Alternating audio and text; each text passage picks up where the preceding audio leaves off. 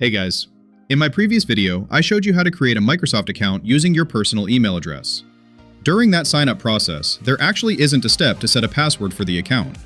Because of that, when you go to account.microsoft.com to log in, Microsoft will send a verification code to the email you registered with. You just hit the send button to get the code. Check your email, copy the verification code you received, and paste it into the login screen. Once you're successfully logged in, I'll show you how to set a password for your Microsoft account. And by the way, this exact method works if you already have a password and just want to change it. On the dashboard after logging in, go ahead and click on the security menu in the left sidebar. Then, click on the Manage How I Sign In button. Up at the top, you'll see a Change Password section.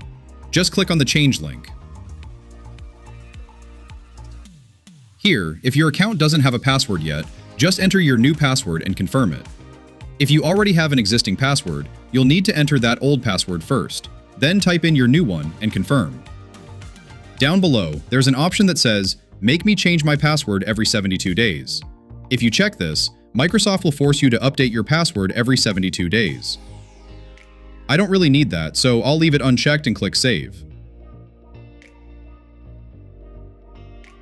And just like that, you've successfully set or changed your password.